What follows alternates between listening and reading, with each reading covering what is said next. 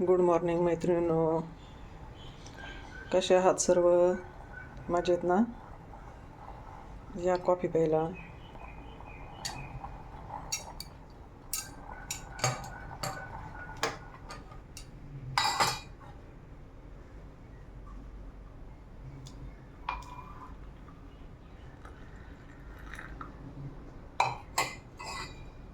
आपली कॉफी पिऊन झाली. आता आपण नाश्त्याची तयारी करू. तर नाश्त्याला आपण डोसा आणि नारळाची चटणी बनवणार आहे. त्यासाठी नारळ आपण फोडून घेणार आहोत.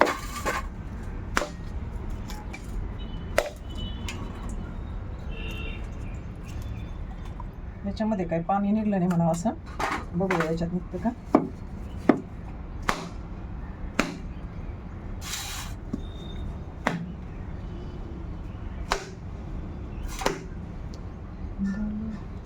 मैत्रिणींनो, नारळ खराब निघलं. आता नाश्त्यासाठी चटणी बनवायला छोटंसंच नारळ बाकी येतात, थोडीशीच बनावं लागेल. आणि मोठंच नारळ खराब निघलं. कापताना तरी अशा प्रकारे आपलं नारळ कापून झालं. आपण याला स्वच्छ पाण्याने धुवून मिक्सरमध्ये दळून घेऊ. तर चटणीसाठी लागणारं साहित्य: फोडणीसाठी मोहरी, नमक, मिरची, कढीपत्ता आणि कोथिंबीर. आपण आता हे नारळ आणि मिरची दळून घेऊ.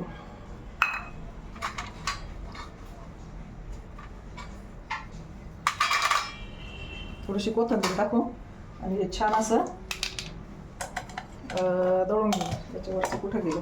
नाश्त्याची तयारी करत असतानाच आमची शिव उठून बसली आणि थोडा मूड खराब होता, तर तिला उचलून घ्यावं लागलं मला.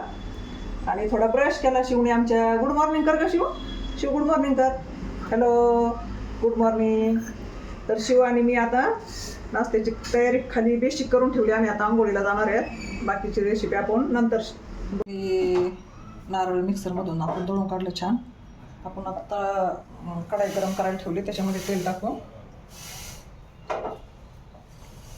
मैत्रिणींनो, आपलं तेल असं गरम झालं. आपण त्याच्यामध्ये मोहरी टाकू, एक हिरवी मिरची, एक लाल मिरची, कढीपत्ता, थोडीशी कोथिंबीर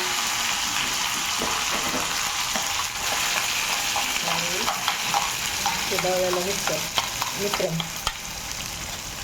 तुम्ही तुमच्या आवडीनुसार याच्यामध्ये दही पण टाकू शकता, किंवा लिंबू पिळायचं असेल तर लिंबू पिळू शकता. पण आमच्या घरी अशीच आवडते म्हणून मी अशीच केली. आणि थोडंसं याला फ्राय करून घ्यायचं. आणि याच्यामध्ये नंतर आपल्या क्वांटिटीनुसार पाणी टाकायचं.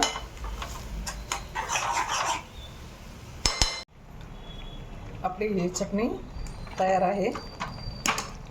आपण ही कोथिंबीर अशी टाकून घेऊ. चटणीच्या नंतर आपण आता डोश्याची तयारी करू. तर डोश्याच्या तयारीसाठी आपण काल सकाळी म्हणण्यापेक्षा की दुपारी 12च्या आसपास तांदूळ आणि उडीद डाळ भिजायला टाकली होती. 3 कप तांदूळ असेल तर 1 कप उडीद डाळ आपण भिजवली 8 घंटे. आणि रात्री त्याला दोन्ही मिक्सरमध्ये दळून घेतलं आणि रात्री पूर्ण रात्रभर ठेवलं. तर छान असं आपलं पीठ फुललेलं आहे. तर तुम्ही पाहू शकता. तर आपण याचे आता डोसे बनवणार. गरम झाला, आपण त्याला तेल लावून घेऊ.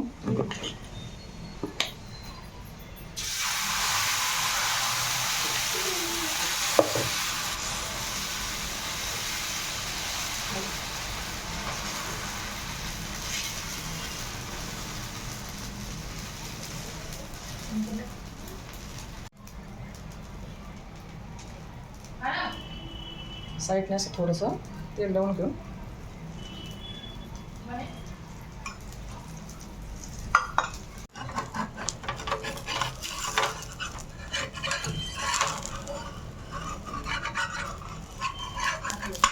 असं आपल्या एका बाजूने शेकलं, आपण दुसऱ्या बाजूने.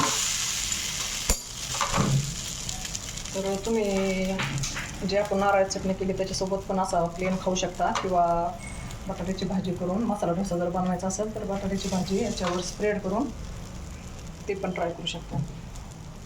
पद्धतीने आपल्या दोन्ही बाजू छान अशा शेकून झाल्या. तर मी राहिलेले सगळे डोसे बनवून घेते.